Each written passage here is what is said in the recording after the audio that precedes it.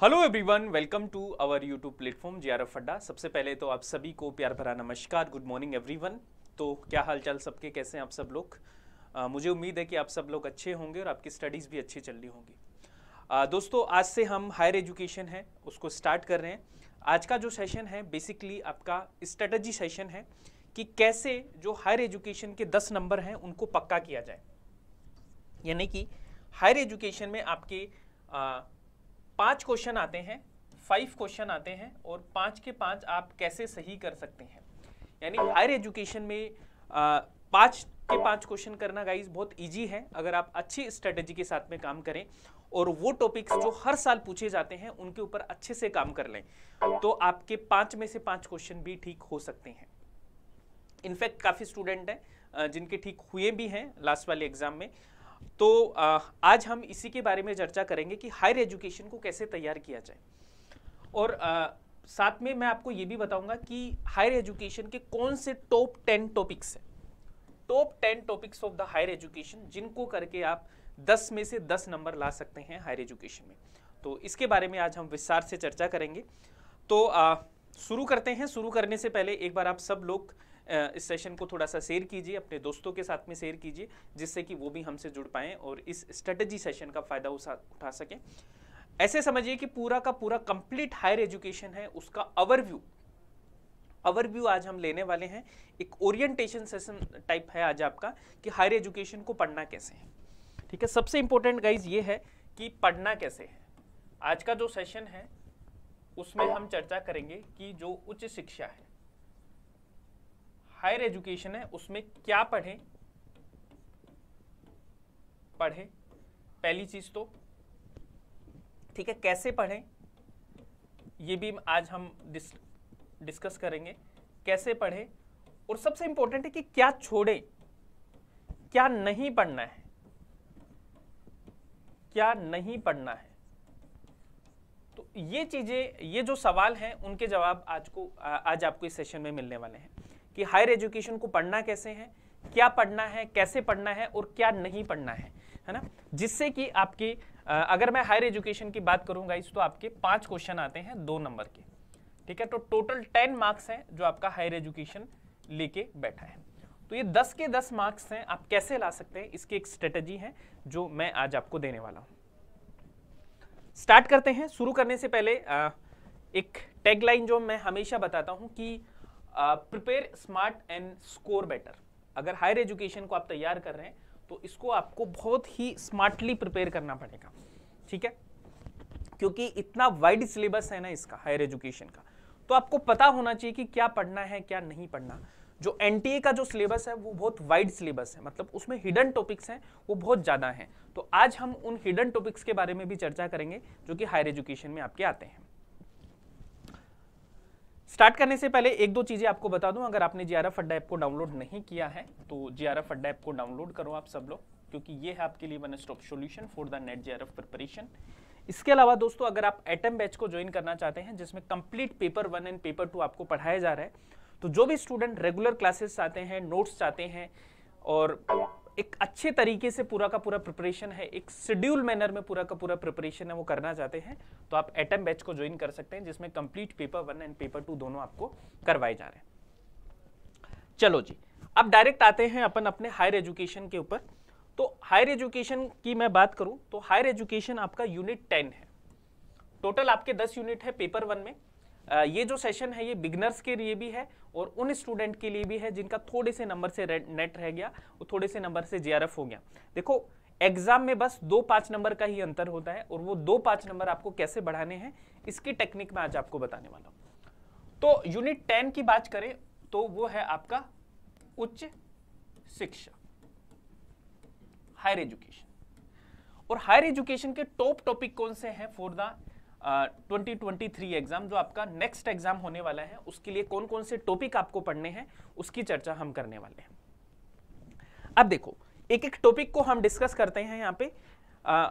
सबसे पहला जो टॉपिक आपका जो आता है वो है आपका एंशिएंट एजुकेशन सिस्टम। पहला जो टॉपिक है वो है आपका एंशिएंट एजुकेशन सिस्टम, यानी कि प्राचीन भारत की शिक्षा व्यवस्था। शिक्षा व्यवस्था। अब दोस्तों एक चीज आपको ध्यान में रखनी है कि एनटीए ने सिर्फ इतना सा आपको दे दिया है कि प्राचीन भारत की शिक्षा, लेकिन जो क्वेश्चन आप देखोगे ना वो बहुत अलग अलग टाइप के क्वेश्चन यहां से पूछे जाते हैं। तो हम चर्चा करेंगे कि किस किस टाइप के सवाल हैं वो इस सेक्शन से आपके आ सकते हैं। देखो पहली बात तो जो प्राचीन भारत की जो शिक्षा है उसमें आपको क्या क्या पढ़ना है ये मैं आपको बता देता हूं। तो टॉपिक 1 आप नोट डाउन भी कर सकते हैं। टॉपिक 1 है आपका जिसका नाम है आपका एंशिएंट एजुकेशन। एंशिएंट एजुकेशन यानी प्राचीन भारत की शिक्षा प्रणाली। अब इसमें आपको पढ़ना क्या क्या है ये सबसे जरूरी है। तो सबसे पहला जो आपका टॉपिक नंबर 1 है वो है आपका कि जो वैदिक एजुकेशन सिस्टम है उसको आपको पढ़ना है, पहला टॉपिक। और वैदिक एजुकेशन में ही आपका आता है गुरुकुल सिस्टम, वो आपको पढ़ना है। एक दोस्तों इसमें यह पढ़ना है आपको बुक्स एंड ऑथर्स। एक टॉपिक आपको ये इसमें बहुत ज्यादा इंपॉर्टेंट है जो कई बार आपसे पूछा जा सकता है, बुक्स एंड ऑथर के बारे में। जैसे इस बार भी ये सवाल पूछा गया था, लास्ट ईयर भी सवाल पूछा गया है और उससे पिछले साल भी ये सवाल पूछा गया था। तो तीनों कॉन्जिक्यूटिव ईयर आपका सवाल पूछा जा रहा है। जैसे मैं बताऊं, जैसे पाणिनि की पुस्तक से क्वेश्चन पूछा गया है, सुलभ सूत्रा से क्वेश्चन पूछा गया है, लास्ट ईयर ये क्वेश्चन पूछा गया था। ठीक है, एक ये चीज आपको याद रखनी है। एक दोस्तों तीसरा जो टॉपिक है इसमें वो सबसे इंपॉर्टेंट है, वो है आपका एंशिएंट यूनिवर्सिटीज, जो सबसे ज्यादा इंपॉर्टेंट टॉपिक है आपका एंशिएंट यूनिवर्सिटीज। एंशिएंट यूनिवर्सिटीज ये टॉपिक आपको बहुत अच्छे से करना है। और इसमें भी आपको जैसे तक्षशिला, नालंदा, विक्रमशिला, वल्लभी, ठीक है, जगदाला, इन यूनिवर्सिटी एक्सेट्रा। लेकिन सबसे ज्यादा फोकस आपको इन्हीं यूनिवर्सिटीज पे रखना है, तक्षशिला, नालंदा, विक्रमशिला, वल्लभी और जगदाला, क्योंकि मोस्ट ऑफ द क्वेश्चन है वो आपको यहीं से पूछे जाएंगे। ठीक है, तो पहला जो टॉपिक है प्राचीन भारत की शिक्षा प्रणाली, उससे आपको क्या पढ़ना है, वैदिक एजुकेशन सिस्टम जिसमें गुरुकुल व्यवस्था आपको पढ़नी है पूरा का पूरा, बुक्स एंड ऑथर के बारे में बहुत अच्छे से पढ़ना है, एक एंशिएंट यूनिवर्सिटीज के बारे में आपको पढ़ना है। अब देखो बुक्स एंड ऑथर की जब मैं बात करता हूं तो एक टॉपिक आप ऐड कर सकते हैं जो इस बार आपसे पूछा गया है, स्कॉलर्स, एंशिएंट स्कॉलर्स। एंशिएंट जो स्कॉलर्स है उससे सवाल आपसे पूछा गया है। और एंशिएंट स्कॉलर्स की मैं बात करूं तो एक सवाल इस बार पूछा गया है वुमेन स्कॉलर। वुमेन स्कॉलर से आपका सवाल पूछा गया है, जैसे गार्गी, अपाला, घोषा। ये क्या है, प्राचीन भारत की विदुषी महिलाएं हैं, प्राचीन भारत की पढ़ी लिखी महिलाएं हैं, जहां से आपका सवाल पूछा गया है। ऐसे ही देखो मेल स्कॉलर से भी पूछा जा सकता है, जैसे आपका पाणिनि से सवाल पूछा जा सकता है, आपका कौटिल्य से सवाल पूछा जा सकता है, आपका है ना, जो भी हमारे चरक से सवाल पूछा गया था इस बार, है ना, सुश्रुत से सवाल पूछा जा सकता है। तो एंशिएंट स्कॉलर हैं उनसे आपका ये सवाल है वो पूछा जा सकता है। तो पहले टॉपिक में आपको इतने टॉपिक अगर आप करके जाते हो तो आपका सवाल गलत नहीं होगा। ठीक है, और अगर आप रेगुलर क्लासेस ले रहे हो तो ये सारे के सारे टॉपिक है वो मैं आपको कवर करवाऊंगा, एक एक चीज आपको कवर करवाऊंगा। देखो ये तो हो गया पहला टॉपिक। अब हम आते हैं दूसरे टॉपिक पे। दूसरा टॉपिक है मिडिवल एजुकेशन सिस्टम। तो बहुत सारे स्टूडेंट के मन में इस कंफ्यूजन होता है कि सर क्या यहां से सवाल पूछे जाते हैं। यहां से आपको देखो बहुत कम सवाल पूछे जाते हैं। मध्यकालीन जो शिक्षा प्रणाली है यहां से बहुत कम सवाल आपसे पूछे जाते हैं। इक्का दुक्का सवाल जो आपसे पूछा जाता है वो कौन सा पूछा जा सकता है, एक तो देखो एजुकेशनल इंस्टीट्यूट के बारे में पूछा जा सकता है आपसे। एक ही सवाल यहां से बनता है जो सबसे इंपॉर्टेंट है वो है एजुकेशनल इंस्टीट्यूट। एक देखो सब्जेक्ट से सवाल पूछा जा सकता है कि मिडिवल में कौन कौन से सब्जेक्ट्स उनको पढ़ाए जाते थे, विषय से आपका सवाल पूछा जा सकता है। एजुकेशनल इंस्टीट्यूट की बात करूं तो आपके दो एजुकेशनल इंस्टीट्यूट यहां पे हैं, मकतब्स एंड मदरसास। ठीक है, एक सब्जेक्ट से क्वेश्चन पूछा जा सकता है, एक आपके एजुकेशनल इंस्टीट्यूट से क्वेश्चन पूछा जा सकता है। एक थोड़ा सा देखो, जैसे हम वैदिक एजुकेशन में पढ़ते हैं उपनयन संस्कार, वैसे ही मध्यकालीन शिक्षा में आपका कौन सा संस्कार होता है, एक बार कमेंट करके बताओ। आपका होता है बिस्मिल्लाह सेरेमनी। जब एक स्टूडेंट की एजुकेशन स्टार्ट होती है, एक शिक्षा स्टार्ट होती है, तो उसको बोलते हैं बिस्मिल्लाह सेरेमनी। तो एक सवाल आप अगर वैसे तो बहुत कम चांसेस है, पूछा नहीं है लेकिन पूछा जा सकता है, तो एजुकेशनल जो सेरेमनी है, एजुकेशनल सेरेमनी, यहां से आपका सवाल पूछा जा सकता है। जैसे वैदिक में आपका उपनयन होता है, तो ऐसे ही आपका मध्यकालीन भारत में क्या होता है, बिस्मिल्लाह सेरेमनी होती है, जहां से आपका ये सवाल पूछा जा सकता है। ये हो गया दूसरा टॉपिक। अब आते हैं दोस्तों एक नेक्स्ट टॉपिक पे, जो है मॉडर्न एजुकेशन सिस्टम। अब मैं मॉडर्न एजुकेशन सिस्टम की बात करूं तो इसका सीधा सा मतलब है ब्रिटिश एजुकेशन पॉलिसीज। ठीक है, इसका सिंपल सा मतलब क्या है, British educational policies, educational policies. यहां से आपको क्या पढ़ना है, देखो यहां से आपको बहुत सिंपल सी चीजें हैं जो पढ़नी है। पहला टॉपिक यहां से जो पढ़ना है आपको वो है, एक तो देखो मैं नेक्स्ट पेज में लिखता हूं इसको, British educational policies, educational policies, जो अंग्रेजों की शिक्षा व्यवस्था थी। एक्चुअली में आपको यह पढ़ना है, अंग्रेजी शिक्षा व्यवस्था, इसको आपको पढ़ना है। अब इसमें देखो क्या क्या पढ़ना है। सबसे पहला टॉपिक आपको जो इसमें पढ़ना है वो है कि इनिशियल में ब्रिटिश के द्वारा कौन कौन से एजुकेशनल इंस्टीट्यूट हैं जो भारत में सेटअप किए गए थे। ठीक है, एजुकेशनल इंस्टीट्यूट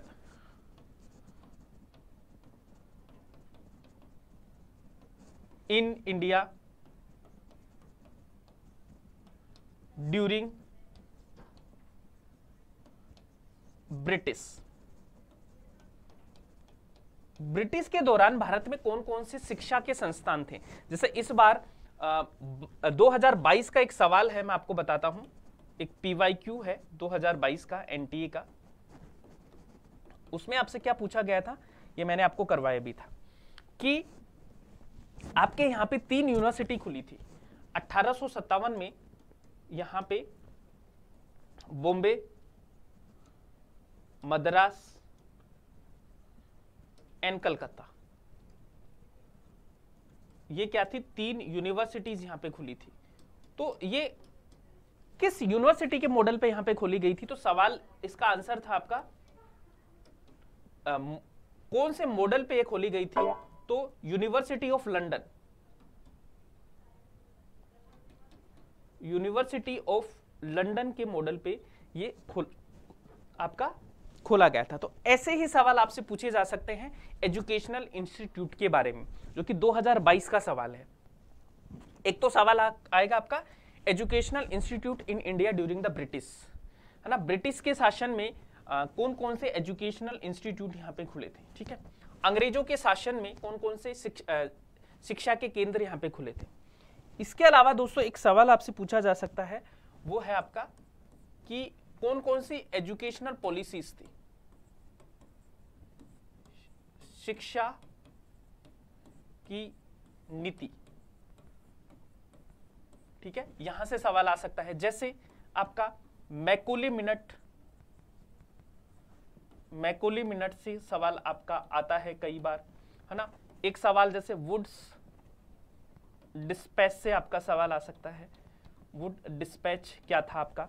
एक आपका हंटर एजुकेशन कमीशन, ये जो भी ब्रिटिश के टाइम पे जो भी कमीशन आए थे, कमीशन, ये आपके लिए इंपॉर्टेंट है, काफी ज्यादा इंपॉर्टेंट है इनफैक्ट। एक आपका यूनिवर्सिटी एक्ट, यूनिवर्सिटी एक्ट 1904, ठीक है। ये इस तरह के आपके जो कमीशंस एंड कमिटीज हैं, यहां से आपके सवाल हैं जो बनते हैं, ठीक है। अगर शिक्षा की नीति की मैं और बात करूं तो जैसे आपका एक सवाल यहां से और बन सकता है, जैसे आपसे पूछा जाए सैडलर से, काफी बार सवाल पूछा गया है, सैडलर से आपसे पूछा जा सकता है, सैडलर एजुकेशन कमीशन, सैडलर शिक्षा आयोग से सवाल आपसे काफी बार बनता है ना। एक जैसे Wardha scheme of basic education, Wardha scheme of basic education, तो इस तरह के सवाल हैं जो आपसे बनते हैं, ठीक है। अब एक सवाल, एक चीज आपको ध्यान देने वाली है, यहां से एक हिडन टॉपिक है जो आपको दिख नहीं रहा है लेकिन फिर पूछा जाएगा आपसे। ब्रिटिश के दौरान यानी अंग्रेजों के दौरान इंडियन सोशल जो रिफॉर्मर थे, इंडियन एजुकेशनिस्ट, इंडियन एजुकेशनिस्ट, भारतीय शिक्षाविद during British rule, during British rule, यहां से सवाल इस बार आपसे पूछा गया था। इस बार पूछा गया था कि फर्स्ट वुमेन यूनिवर्सिटी किसने एस्टेब्लिश की थी इंडियंस में, तो एक सवाल इस बार ये पूछा गया था। ऐसे ही आपसे जैसे राजा राम मोहन रॉय है, जैसे राजा राम मोहन रॉय, ठीक है, डीके खारवे,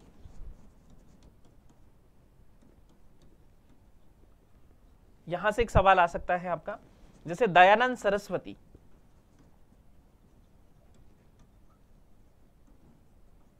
जिन्होंने डीएवी स्कूल खोले थे, आपके याद है ना, डीएवी जो कॉलेज और जो स्कूल है, आर्य समाज, इस तरह के कॉन्सेप्ट हैं जो दिए नहीं है पर आपको पढ़ने हैं। जैसे इन्होंने हिंदू कॉलेज की स्थापना की थी। इस तरह के सवाल हैं जो आपसे पूछे जा सकते हैं, जो कि क्या है, आपके हिडन टॉपिक्स, है, इसको हम बोलते हैं हिडन टॉपिक्स, जो आपको डायरेक्ट नहीं दिए गए हैं लेकिन फिर भी आपसे पूछा जा सकता है, हिडन टॉपिक्स। एक दोस्तों आपको याद रखना है, यहां से टॉपिक आता है आपका कमीशंस एंड कमिटीज से काफी ज्यादा सवाल है जो आपसे पूछे गए हैं पिछले सालों में, कमीशन एंड कमिटीज से। जैसे मैच द फॉलोइंग आपसे पूछ सकता है, मैच द फॉलोइंग के सवाल आपसे पूछे जाते हैं यहाँ पे। तो ये हो गया आपका ब्रिटिश एजुकेशन सिस्टम, जहां से आपके सवाल पूछे जाएंगे। इसके अलावा दोस्तों आपका ये हमने देख लिया British education system, commission and committee से सवाल पूछे जा सकते हैं मॉडर्न एजुकेशन सिस्टम में, आधुनिक शिक्षा व्यवस्था में। इसके अलावा देखो आपसे एक सवाल आता है, यहाँ पे एक टॉपिक है आपका इवोल्यूशन, टॉपिक नंबर आप ये मान के चलिए कौन सा है आपका, topic number 3, evolution of higher learning and research in the post independence India.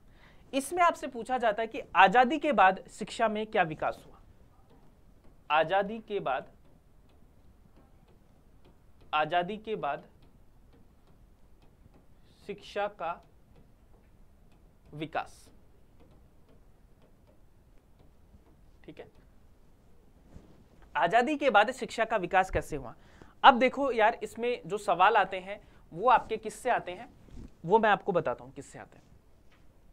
वो आपके आते हैं सिंपल और सिंपल कमीशन एंड कमिटीज से, ठीक है, कमीशंस एंड कमिटीज, ठीक है। जैसे मैं बोलूं तो इस बार भी आपसे पूछा गया था, जैसे राधा कृष्ण कमीशन, ठीक है, राधा कृष्ण कमीशन से आपकी शुरुआत होती है यहां से, जिसको हम यूनिवर्सिटी एजुकेशन कमीशन भी बोलते हैं, ठीक है, यूनिवर्सिटी एजुकेशन कमीशन भी बोलते हैं, यूनिवर्सिटी एजुकेशन कमीशन। पिछले साल भी यहां से एक सवाल पूछा गया था और इस बार भी पूछा जा सकता है। एक सवाल देखो 2022 का ही मैं आपको बताता हूं, यहां से पूछा गया था मुडलियार कमीशन से, मुडलियार कमीशन, इस तरह से आपके जो सवाल हैं वो पूछे जाएंगे कमीशन एंड कमिटीज से। इसके अलावा देखो कमीशन एंड कमिटीज के दौरान ही एक टॉपिक यहां पे आता है, वो है आपकी नई जो शिक्षा नीति है, शिक्षा नीति है, न्यू एजुकेशन पॉलिसीज, ठीक है, न्यू एजुकेशन पॉलिसीज। यहां से आपके सवाल हैं जो हर बार बनते हैं। इस बार भी बहुत सारे सवाल पूछे गए थे, मैं आपको सारे के सारे सवाल करवाऊंगा भी। तो यहां से आप देखोगे तो देखो, एक तो जो एनईपी है आपका 1968 वाला, एक एनईपी है आपका 1986 वाला, एक देखो यही जो एनईपी है इसमें आपका प्रोग्राम ऑफ एक्शन आता है 1992 में, जो आपको पढ़ना है। एक आपका ये वाली सबसे ज्यादा इंपॉर्टेंट है एनईपी 2020। इसके ईच एंड एवरी पॉइंट आपको क्लियर होना चाहिए, each and every points with PYQ, ठीक है। यहां से आपका अभी लिख लो, आप जब एग्जाम हो तब आप याद करोगे, एक सवाल आपका पक्का आएगा यहां से, फिक्स है, 1 क्वेश्चन फिक्स है, यहां से आता ही आता है, हर शिफ्ट में पूछा जाता है, लगभग शिफ्ट में। अगर आपकी किस्मत ही बेकार है तो मैं कह नहीं सकता, लेकिन हर शिफ्ट में आपके यहां से क्वेश्चन आएंगे, आपके आएंगे, है ना। तो ये वाला टॉपिक आपको बहुत अच्छे से प्रिपेयर करके जाना है। इसके बाद में दोस्तों आपके आते हैं एक टॉपिक है आपका, topic number 4, oriental conventional and non conventional learning programmes in India. तो यहां से आपके क्या पूछा जाएगा, इसको थोड़ा सा विस्तार से समझने की जरूरत है। इसमें देखो, एक तो आपके जो भी आपकी जो प्रोफेशनल काउंसिल्स हैं, जो भी इंडिया के देखो एजुकेशनल इंस्टीट्यूट है, सबसे पहले तो आपको ये पता होना चाहिए एजुकेशनल इंस्टीट्यूट, पहला टॉपिक इसमें ये पता होना चाहिए। दूसरा, भारत के जितने भी रिसर्च सेंटर हैं आपके, उसके बारे में पता होना चाहिए, ठीक है, कि उनका हेडक्वार्टर कहाँ है, ठीक है, उनकी एस्टेब्लिशमेंट ईयर कब है, एस्टेब्लिशमेंट ईयर यानी कि स्थापना वर्ष, ठीक है, ये आपको पता होना चाहिए इसमें। यहां पे वेरी वेरी इंपॉर्टेंट, ठीक है, एजुकेशनल इंस्टीट्यूट पता हो, भारत के रिसर्च सेंटर पता हो, प्लस देखो ट्रेडिशनल और मॉडर्न एजुकेशन सिस्टम, यानी कि ये रिसर्च सेंटर है, एजुकेशनल इंस्टीट्यूट है ना, ये आपके क्या आएंगे, कन्वेंशनल एजुकेशन में आएंगे। उसके अलावा देखो एक टॉपिक है यहाँ पे नॉन कन्वेंशनल, गैर पारंपरिक। कन्वेंशनल का मतलब क्या होता है, ऐसी शिक्षा व्यवस्था जो सालों से यहाँ पे चली आ रही है। अभी नॉन कन्वेंशनल में आपके क्या पूछे जाएंगे, ऑनलाइन एजुकेशन, ऑनलाइन एजुकेशन, ये आपका टीचिंग एप्टीट्यूड का भी एक कॉमन टॉपिक है। ऑनलाइन एजुकेशन में जैसे आपसे मूक पूछेगा, ठीक है, ठीक है, स्वयं प्रभा, इस तरह के सवाल हैं जो आपसे पूछे जाएंगे यहाँ पे, ठीक है। यहां से देखो जो आपके एक टॉपिक और बनता है, जैसे नॉन कन्वेंशनल में आपके क्या क्या एक टॉपिक यहां से बनता है, जैसे IGNOU, open and distance learning, ये आपकी नॉन कन्वेंशनल में आएंगी, एंड डिस्टेंस लर्निंग, ये सवाल आपसे पूछे जाते हैं इस वाले टॉपिक से। एक देखो यहीं पे आपका ये नॉन कन्वेंशनल का एक तो इग्नू हो गया, आपका डिस्टेंस लर्निंग हो गया। दूसरी चीज यहां पे आपका एक टॉपिक और है, जैसे digital initiative, digital initiatives, digital initiative से आपसे सवाल पूछे जाते हैं यहां से, ठीक है। ये आपको बहुत अच्छे से क्लियर होना चाहिए, डिजिटल इनिशिएटिव आपको रटने हैं। अब देखो एक आपके मन में होगा कि सर ये तो हो गया, ओरिएंटल लर्निंग का मतलब क्या होता है। ओरिएंटल लर्निंग का मतलब क्या होता है, जो हमारे जैसे यहाँ पे संस्कृत के इंस्टीट्यूट हैं, मतलब इंडियन कल्चर को बढ़ावा देने वाले जो इंस्टीट्यूट हैं, इंडियन कल्चर को बढ़ावा देने वाले जो इंस्टीट्यूट हैं, लाइक जो पारंपरिक हमारी जो शिक्षा व्यवस्था है ना, जैसे संस्कृत के इंस्टीट्यूट हो गए आपके, जो रिसर्च सेंटर हो गए आपके, वो सारे का सारा ओरिएंटल लर्निंग में आएगा, ठीक है। ये टॉपिक भी आपको बहुत अच्छे से करना बहुत जरूरी है। उसके बाद में देखो एक टॉपिक आता है आपका टॉपिक नंबर 5। इसमें आपको देखो professional, technical and skill based education. सबसे पहला सवाल आता है यहां से प्रोफेशनल काउंसिल्स। प्रोफेशनल काउंसिल से सवाल आता है आपका, ठीक है। जैसे कैसे सवाल आएगा, जैसे आपसे पूछ लेगा यहां पे कि AICTE उसके बारे में, ICSSR के बारे में पूछ लेगा, NAC के बारे में आपसे पूछ लेगा, ठीक है, NBA के बारे में आपसे सवाल पूछ लेगा यहां से, ठीक है। पूछ लेगा भाई इनका हेडक्वार्टर कहाँ है, कब इनकी स्थापना हुई है, ठीक है, ठीक है, ये कौन सी स्कीम चलाते हैं, ठीक है, इनको ये आपकी कॉन्स्टिट्यूशनल बॉडी है या आपकी स्टैच्यूटरी बॉडी है, इस तरह का सवाल आपसे पूछे जा सकते हैं। प्लस देखो टेक्निकल एजुकेशन के लिए कौन सी योजनाएं आपकी चल रही हैं, ये आपको बहुत अच्छे से क्लियर होना चाहिए। करंट में कुछ अपडेट हुआ है या नहीं हुआ है, ये आपको पढ़ना है इसमें, ठीक है। स्किल से रिलेटेड जैसे आपकी कोई बहुत सारी स्कीम चलती रहती है, गवर्नमेंट के प्रोग्राम चलते रहते हैं, है ना, जैसे NSQF, ठीक है, यानी कि national skill qualification framework, national skill qualification framework, ठीक है। अब देखो यहां से आपके जो मैक्सिमम सवाल आते हैं दोस्तों वो योजनाओं से आते हैं, जो आपकी जो गवर्नमेंट के जो स्कीम्स हैं, है ना, गवर्नमेंट के जो स्कीम्स एंड प्रोग्राम्स हैं, यहां से आपके सवाल पूछे जा सकते हैं आपके, ठीक है। तो इन चीजों को आपको बहुत अच्छे से प्रिपेयर करना है गाइस, ठीक है ना।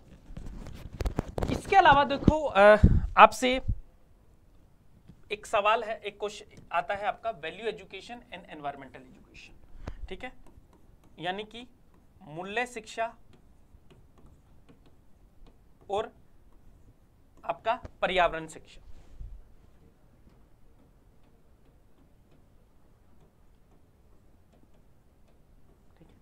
ये देखो यहां पे जो सवाल आता है वो आपका एनालिसिस बेस्ड सवाल आता है, एनालिटिकल क्वेश्चन आते हैं आपके, एनालिसिस वाले क्वेश्चन आपसे पूछे जाते हैं आपसे, ठीक है, कि भाई पर्यावरण से रिलेटेड आपको मूल्य दे देंगे, ठीक है। वैसे जैसे आपसे पूछेगा, इसमें एक सवाल पूछा गया था 2020 में, है ना, वैल्यू कंसोलिडेशन, है ना, वैल्यू हम कहां से लेते हैं, है ना, वैल्यू के स्टेप्स ऑफ वैल्यू पूछा गया था आपसे कि वैल्यू हम कहां से लेते हैं, बिहेवियर कब चेंज होगा हमारा, एक टीचर का क्या बिहेवियर होना चाहिए, एक स्टूडेंट का क्या बिहेवियर होना चाहिए। तो उस तरह के सवाल पूछे जाते हैं, मतलब एनालिसिस वाले सवाल आपसे यहां से पूछे जाएंगे, ठीक है। एनवायरमेंट में भी आपके बहुत ही कॉन्सेप्चुअल क्वेश्चन है जो वैल्यू एंड एनवायरमेंटल एजुकेशन से पूछे जाते हैं। इसमें आपको देखो ऐसा कोई आपको कंटेंट कहीं मिलेगा नहीं, इसमें आपकी जो समझ है, जो अंडरस्टैंडिंग है, जो बेसिक अंडरस्टैंडिंग है, उसी से आप इसको कर सकते हैं, है ना, आम समझ से इन सवालों को आप डील कर लोगे, ठीक है। तो ये याद रखना आपको। इसके अलावा दोस्तों मैं बात करूं आपका ये आपका कौन सा टॉपिक है, टॉपिक नंबर 5 हो गया, और ये आपका टॉपिक नंबर 6 था, और ये आपका जो मेन टॉपिक है उसमें टॉपिक नंबर 7 है। अब इसके देखो पॉलिसीज, गवर्नेंस एंड एडमिनिस्ट्रेशन, ठीक है। इसमें आपसे सबसे पहली जो चीज पता होनी चाहिए वो आपको देखो बेसिक कॉन्स्टिट्यूशन, है ना, बेसिक कॉन्स्टिट्यूशन के बारे में पता होना चाहिए, बेसिक कॉन्स्टिट्यूशन, ठीक है, यानी जो हमारा संविधान है उसके कुछ main articles, main article specially education से रिलेटेड, प्लस आपके एनवायरमेंट से रिलेटेड, ये दो के आर्टिकल्स आपको पता होना चाहिए। जैसे मैं आपसे पूछता हूं, मैं आपको बताता हूं कि किस किस के कैसे कैसे क्वेश्चन आपसे पूछे गए थे पीवाईक्यू में। यहां पे मैं बात करूं तो पीवाईक्यूज में आपके जो सवाल पूछे गए, जैसे आपसे पूछ लिया कि आपका 51A आर्टिकल सवाल पूछा था, आर्टिकल 51A जी, यहां से सवाल पूछ लिया था आपसे, ठीक है।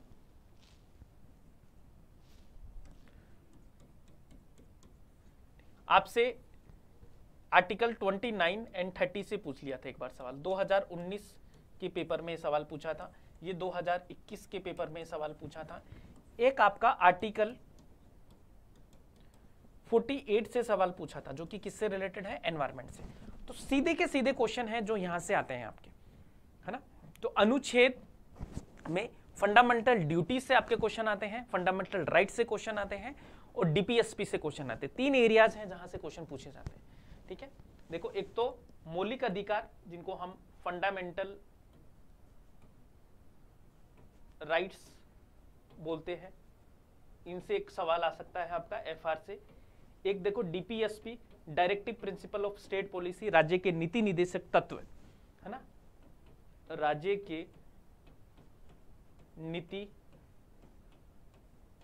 निर्देशक जो तत्व हैं, इनसे आपका सवाल आ सकता है। एक देखो फंडामेंटल ड्यूटीज, जो आपके मौलिक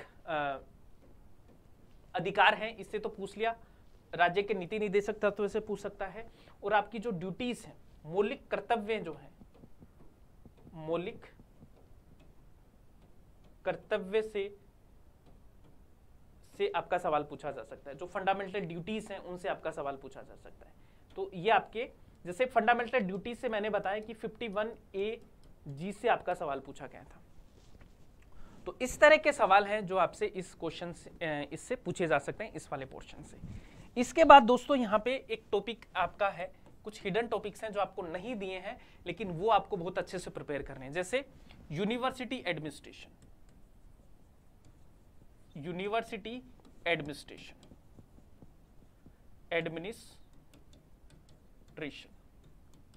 यूनिवर्सिटी, ये आपका टॉपिक नंबर 8 है जो आपसे पूछा जा सकता है। यूनिवर्सिटी एडमिनिस्ट्रेशन से क्वेश्चन पूछे जा सकते हैं, जैसे यहां से पूछे जा सकते हैं आपसे, जैसे वीसी के बारे में, रजिस्ट्रार के बारे में, ये आपसे क्वेश्चन पूछे जा सकते हैं। यूनिवर्सिटी का पूरा प्रशासन आपको बिल्कुल टिप्स पे होना चाहिए। इसके अलावा देखो, एक टॉपिक नंबर 9 में आपको बोलूं तो इसमें आपके जो गवर्नमेंट की जो स्कीम्स हैं, सरकारी योजनाएं, गवर्नमेंट की स्कीम्स आपको बहुत अच्छे से क्लियर होनी चाहिए सबको, और गवर्नमेंट के जो प्रोग्राम्स हैं, गवर्नमेंट की स्कीम्स एंड प्रोग्राम है, स्पेशली जो न्यूज में है, लेटेस्ट न्यूज में जो है वो आपको बहुत अच्छे से क्लियर होनी चाहिए, ठीक है। और लास्ट टॉपिक में आपको बताता हूं जो आपको करना है, वो है आपका टॉपिक नंबर 10, एनईपी जो 2020 है, प्लस आपके जो करंट अफेयर है, ठीक है। एनईपी 2020 प्लस आपके जो करंट अफेयर्स है, प्लस इसके अलावा जैसे हायर एजुकेशन का एक ओवरऑल ओवरव्यू आपको पता होना चाहिए, ठीक है। ओवरव्यू ऑफ हायर एजुकेशन, इसमें आपके क्या क्या आ जाएंगे, जैसे आपका ग्रोस एनरोलमेंट रेशियो क्या है, ठीक है, कितनी आपकी कॉलेजेस हैं, कितनी टोटल यूनिवर्सिटीज हैं, है ना, कौन से स्टेट में, स्टेट वाइज आपको पता होनी चाहिए, कितनी सेंट्रल यूनिवर्सिटीज हैं, है ना, स्टेट कितनी है, सेंट्रल यूनिवर्सिटीज कितनी है, प्राइवेट यूनिवर्सिटीज कितनी है, डीम्ड यूनिवर्सिटी कितनी है। तो ये टॉपिक आपका पता हो। तो टोटल मैंने आपको 10 टॉपिक आपको बताए हैं गाइस, ठीक है। इन 10 टॉपिक को आपको अगर आपने प्रिपेयर कर लिया हायर एजुकेशन के लिए, तो आपका कोई सवाल गलत नहीं होना है, ठीक है। आप पिछले 10 साल के पेपर उठा के देख लीजिए, ठीक है। और सबसे इंपॉर्टेंट, इनके साथ में आपको क्या करना है, पीवाईक्यूज, ठीक है, previous year question last 5 year के, इसके साथ में आपको करना ही करना है लास्ट 5 ईयर। और स्पेशली मैं बोलूं तो 2018 से लेके और 2022 तक की ये तो आपको करने ही करने, इसको तो एक भी आप मिस मत करके जाना प्रीवियस ईयर क्वेश्चन। अगर इसके साथ में आपने इतनी चीजें कर ली, तो आपका हायर एजुकेशन में गाइस 10 में से 10 नंबर कोई रोक नहीं सकता। 10 आउट ऑफ 10 है वो आपके हायर एजुकेशन में आएंगे, यूनिट 10 में आएंगे। ठीक है, इस स्ट्रेटेजी से आपने अगर काम कर लिया तो अगले 3 से 4 महीने मेरे साथ में काम कर लिया, रेगुलर क्लासेस ले ली, पेड वाली आपने क्लासेस ले ली, यूट्यूब की क्लासेस ले ली, तो आपका कुछ भी नहीं छूटेगा। और इसके लिए आपको कोई बुक्स वगैरह नहीं पढ़नी है, सिर्फ क्लासेस लीजिए, आप रेगुलर क्लासेस लीजिए, प्रॉपर एक स्मार्ट स्ट्रेटेजी आपको करनी है। डेली आपको 10 से 15 मिनट हायर एजुकेशन को देने हैं, पूरा का पूरा सिलेबस है वो आपका इसमें कवर हो जाएगा। ठीक है, अगर अभी आपके कुछ सवाल हैं, कुछ पूछना है आपको, कोई डाउट है तो आप मुझे बता सकते हैं, वरना मेरी तरफ से मैंने आपको पूरा का पूरा स्ट्रेटेजी है वो दे दिया है हायर एजुकेशन का, कि कैसे आपको 10 में से 10 नंबर लाने हैं, कैसे आपके 5 में से 5 क्वेश्चन पूरे के पूरे करेक्ट हो। ये स्ट्रेटेजी मैंने आपको बता दी है। ठीक है, तो ये है। इसके अलावा आपको कुछ पूछना है तो मुझे बता देना।